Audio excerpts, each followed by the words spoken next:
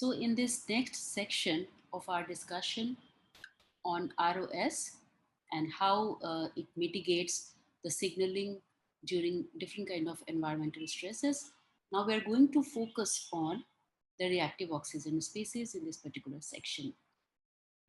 So plants often encounter the menace of stresses like abiotic stress, biotic stress, and during their lifetime, which impedes their growth and development.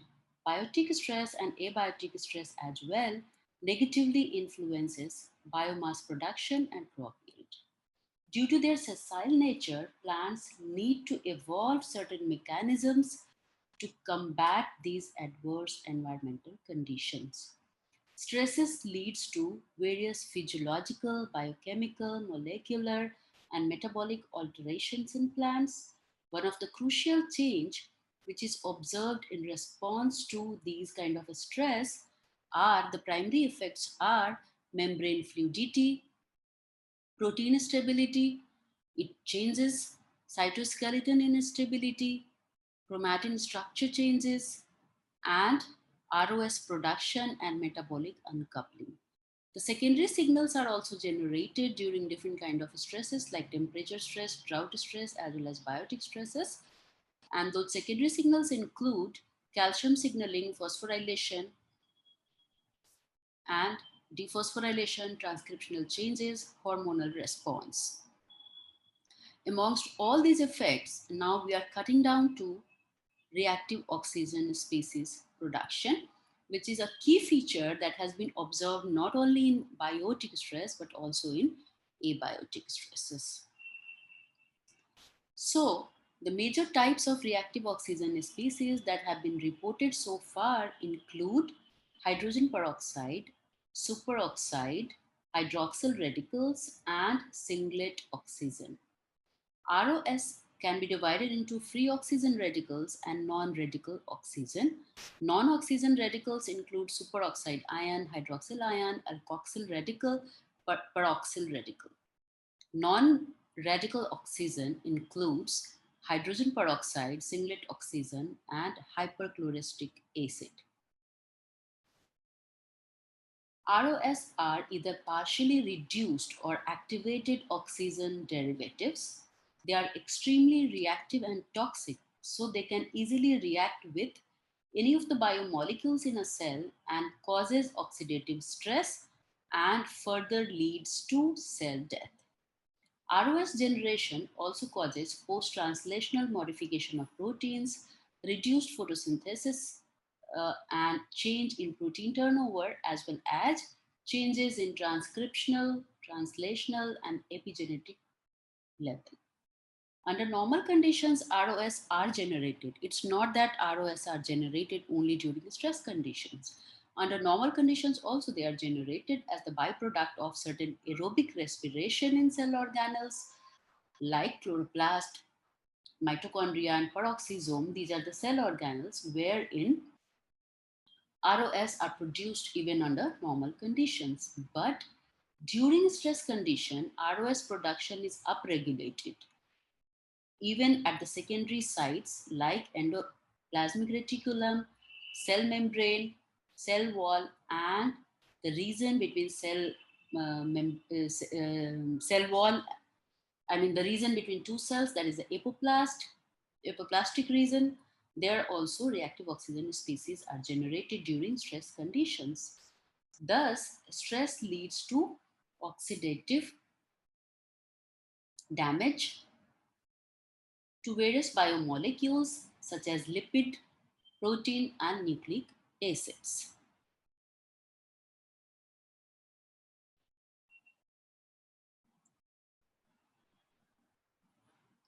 And because of this damage, the cells they face huge lot of stress and they might undergo cell death.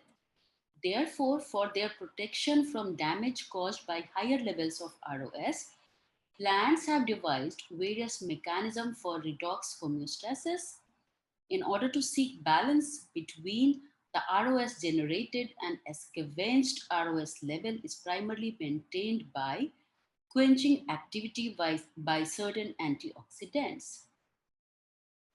At low or moderate level of ROS, they act as secondary messenger for various signaling pathways, including tolerance to biotic stresses, so as to regulate the antioxidant pathway against the oxidative stress.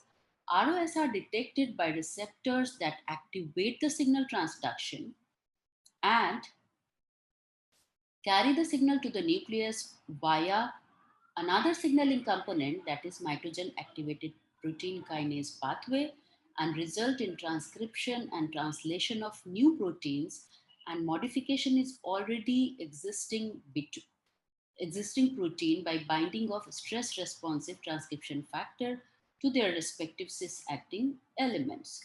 So a signaling pathway occurs so that ROS generated in different cellular compartments. It activates another signaling pathway which can be moved to nucleus, which will then influence the transcription and translation of the proteins and other biomolecules which can act as antioxidants, and cells are then now able to survive even under little high reactive oxygen species generation.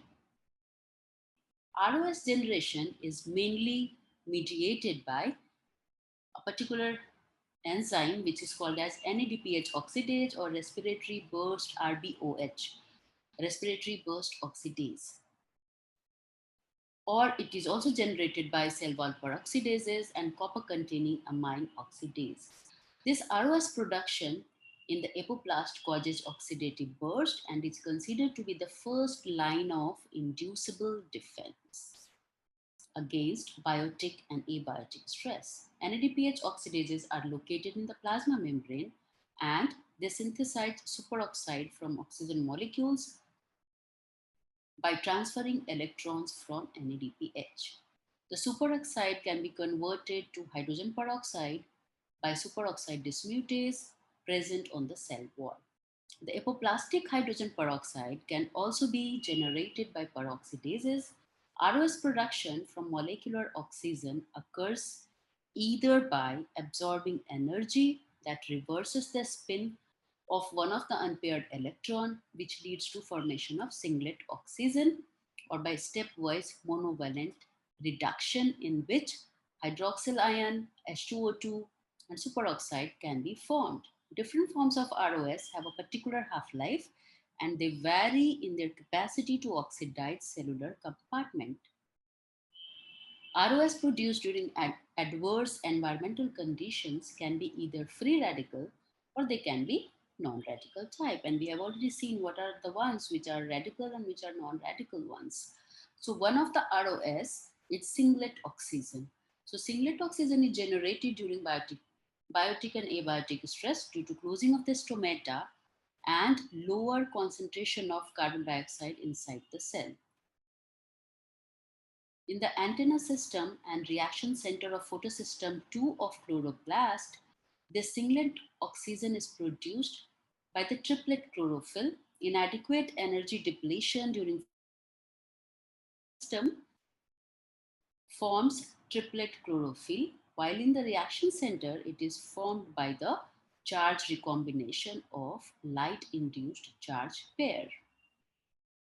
So the half-life of singlet oxygen is approximately 3 microseconds, which is quite low, and it is able to diffuse over 100 nanometer distance, which may lead to destruction of various cellular components.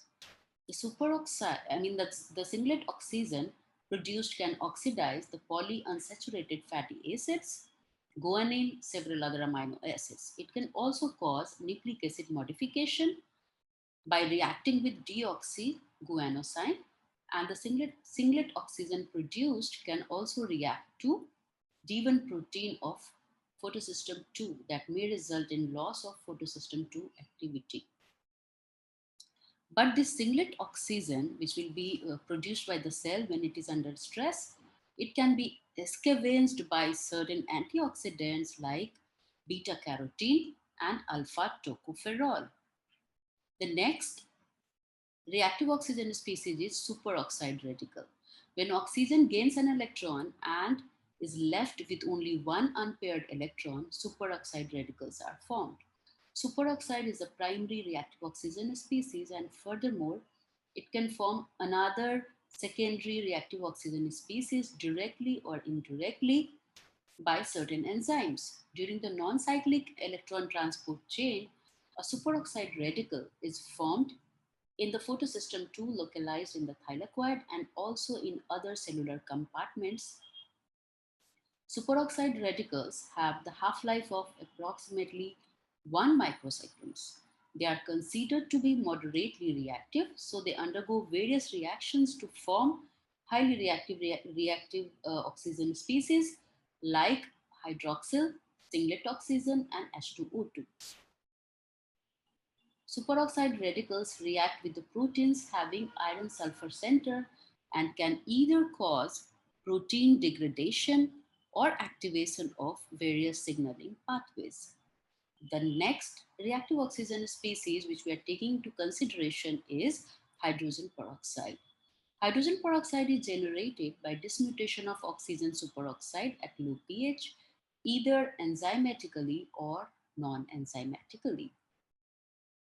H2O2 is also produced during normal conditions as it regulates various physiological processes like stromatal closure, programmed cell death, systemic acquired resistance, growth regulation, and many other processes like senescence, photosynthesis, etc. The half-life of H2O2 is 1 millisecond and it is a much more stable reactive oxygen species. It can cross membrane and its diffusion is mediated by aquaporins. H2O2 can be produced in the chloroplast, peroxisome, mitochondria, cytoplasm, extracellular matrix, and cell membrane. At lower concentration, it can work as signaling molecule or various processes, but at higher concentration, it leads to oxidation of sulfur containing amino acids like cysteine, methionine, and enzymes of Calvin cycle, and it inactivates copper zinc superoxide dismutase and iron superoxide dismutase by their thiol group oxidation. At the same time, it also hampers other processes by oxidizing protein kinases, phosphatases, transcription factors, which are very crucial for normal functioning of the cell. H2O2 also can be scavenged by various antioxidants like ascorbate, glutathione, tocopherol, and catalase enzyme. The next type of reactive oxygen species are hydroxyl radical. Among all the reactive oxygen species produced, the hydroxyl radical is the most reactive and toxic due to its extremely unstable single unpaired electron. It is generated by Fenton reaction in which H2O2 is converted into hydroxyl and transition metals work as the catalyst. Hydroxyl being the most reactive causes oxidative stress to the great extent and damages the cell by initiating lipid peroxidation and protein, nucleic acid, and membrane destruction. Since no enzymatic system to scavenge the hydroxyl radical is known as yet, its excess amount in the cell can lead to cell death. Hydroxyl ions are scavenged only through non-enzymatic antioxidants like proline and ascorbate. So, I would also like to convey you that during stress condition, these reactive oxygen species are mainly generated in mitochondria, chloroplast, peroxisome, endoplasmic reticulum, cell wall, and apoplast. In mitochondria, chloroplast, and peroxisome, even under normal conditions, reactive oxygen species are formed during electron transport chain reactions which are going on.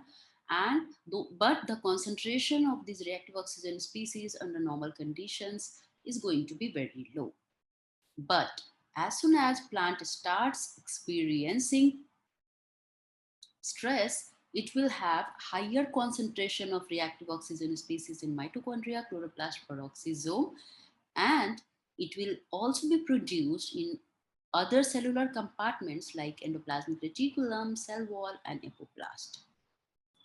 So, in mitochondria, uh, NADH dehydrogenase reverse electron flow to complex 1, ubiquinone cytochrome, and um, other enzymes are there, which will lead to formation of reactive oxygen species. In chloroplast, leakage of electron from iron sulfur molecules occurs. Electron flow of electrons from QA to QB acceptors in peroxisome, xanthine oxidase, ETC NADH, and cytochrome B are there, which are involved in the process.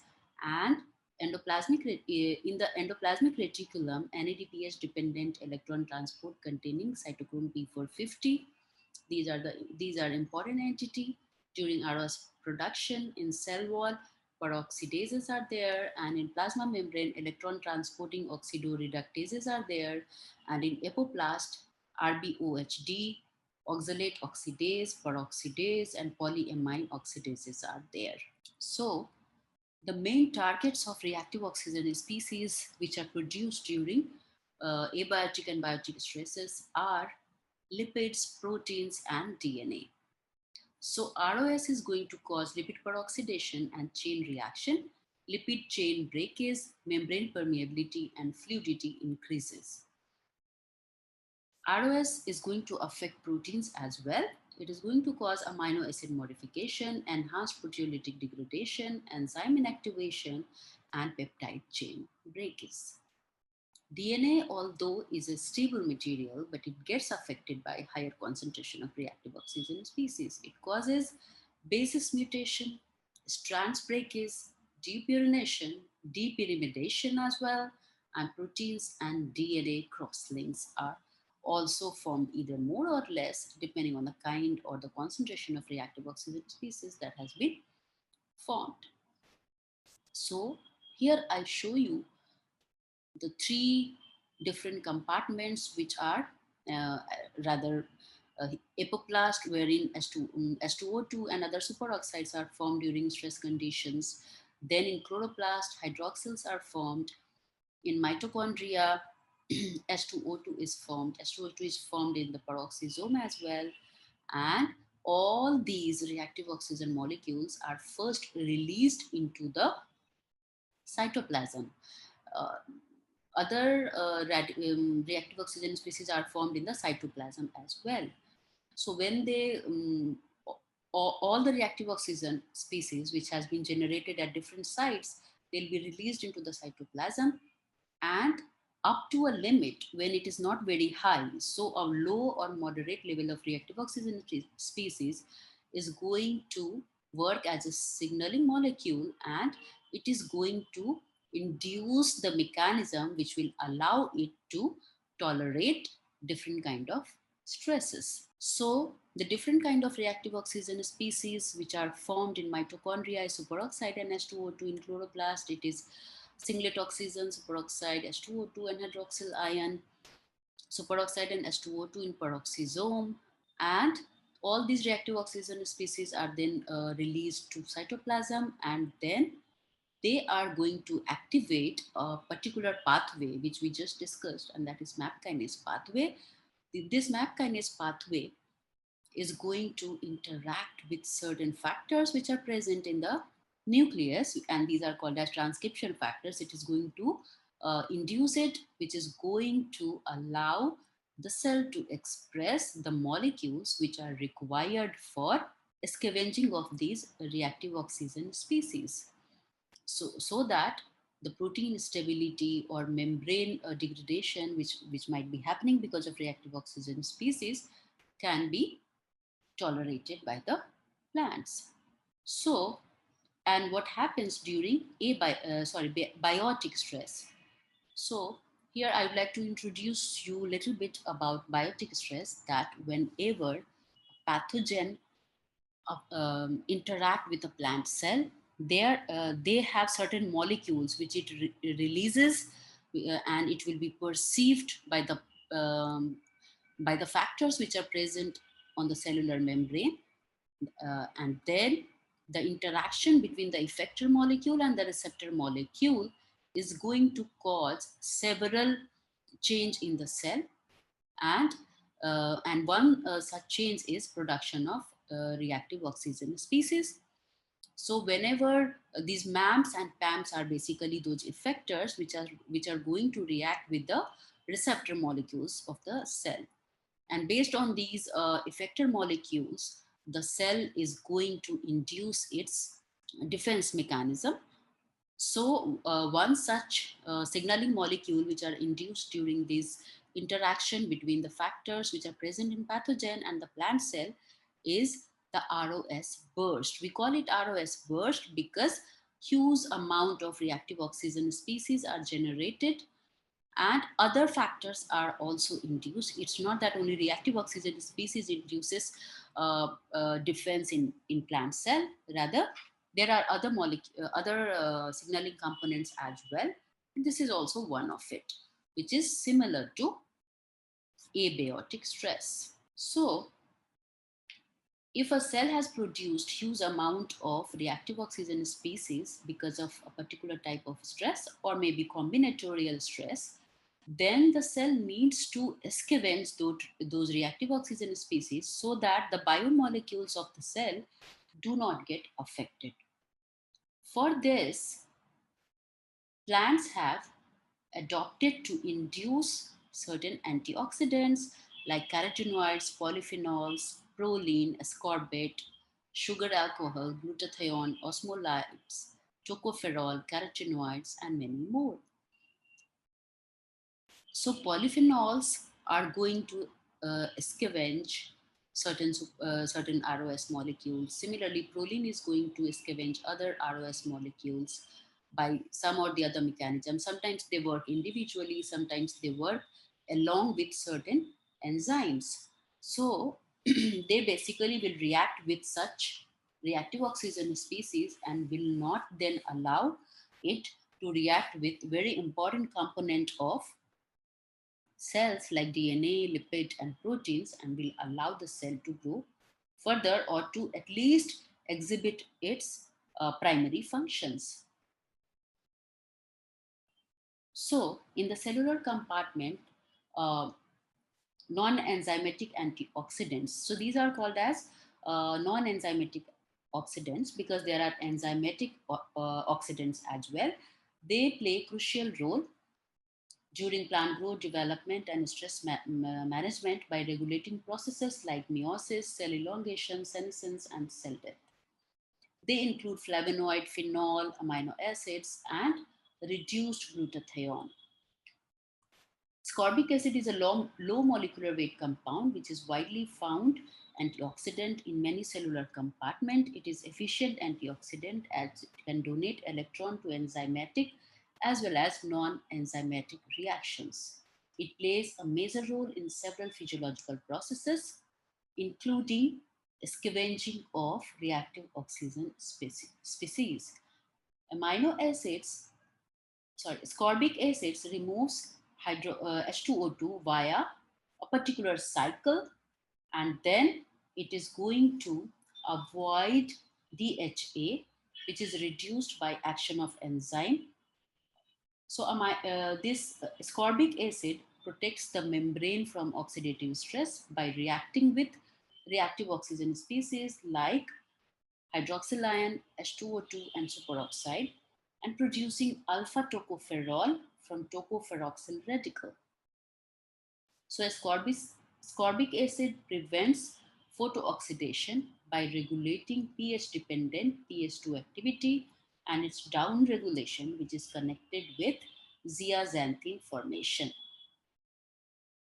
Then glutathione is another antioxidant. It is a ubiquitous, important low molecular weight thiol tripeptide localized in almost all cellular compartments like chloroplast, mitochondria, vacuole, cytosol, peroxisome, and apoplast.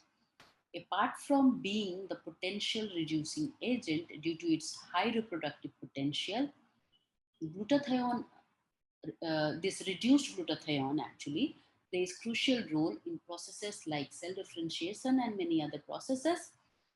This reacts with ROS such as superoxide, H2O2, and hydroxyl ion and protects macromolecules like proteins, lipids, and DNA by directly reacting with these ROS species. Similarly, tocopherol, which is a lipophilic antioxidant, has the potential to scavenge oxygen and lipid radical. Among the four isomers of tocopherol, antioxidant activity varies according to methylation pattern and attached methyl group amount. Alpha tocopherol has the highest antioxidant activity due to the presence of three methyl groups. Tocopherol is present only in green part of the plant as it is synthesized only by the photosynthetic regions. So tocopherols are also known to seize the lipid-free radical chain reaction by reacting with the lipid radical, and mm, it is going to cause uh, scavenging of several reactive oxygen species. Carotenoids are also lipophilic antioxidants, which are found in both photosynthetic as well as non photosynthetic plants.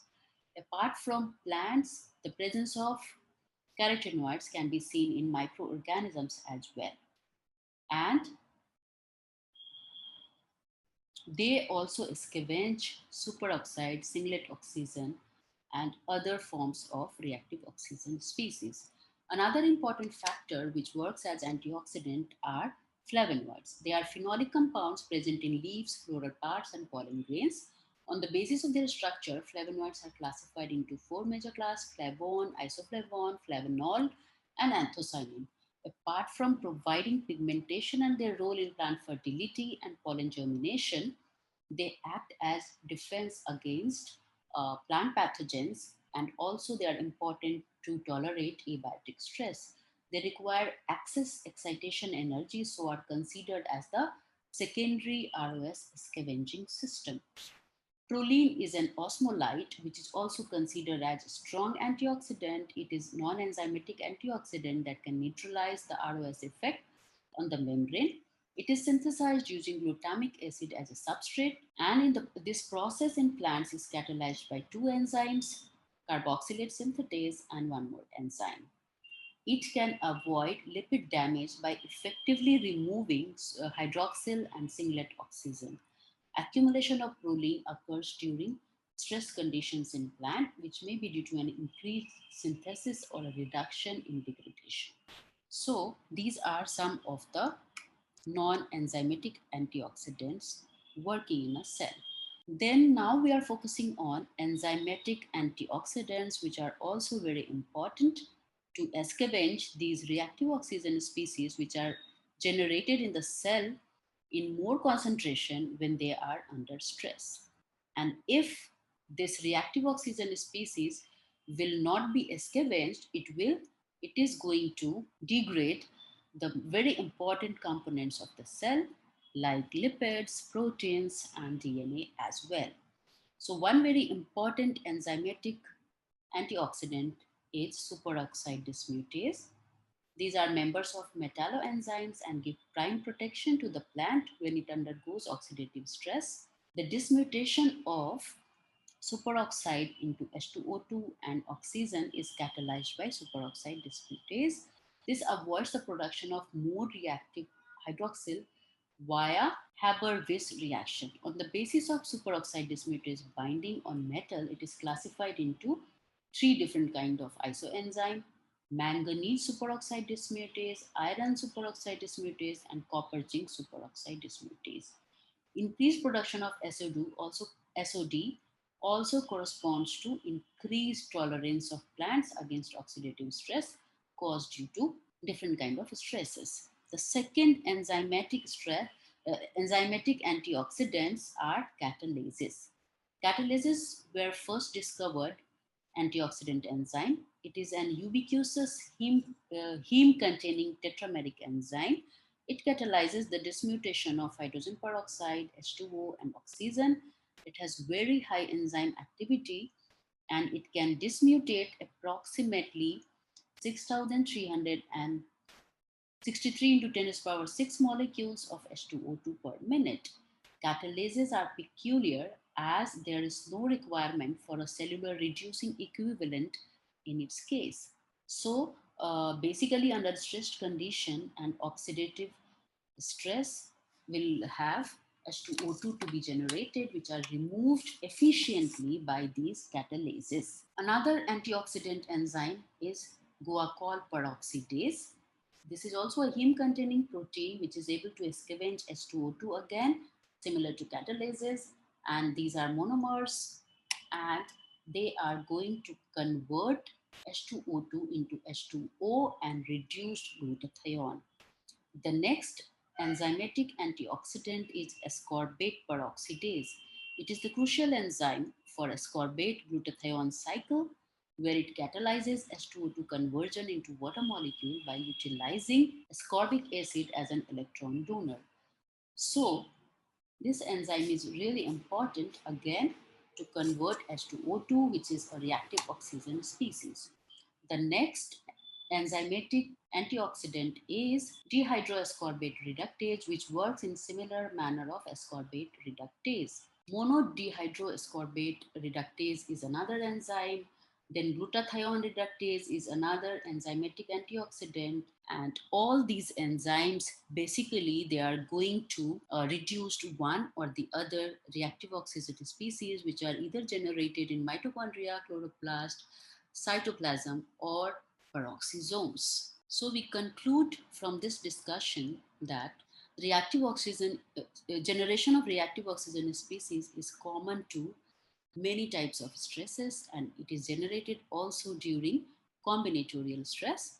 So in order to uh, generate climate resilient crops, it will be important to understand how reactive oxygen species are generated, how they can be scavenged, and the proteins and genes which are involved in its scavenging, how they can be utilized to generate climate resilient plants.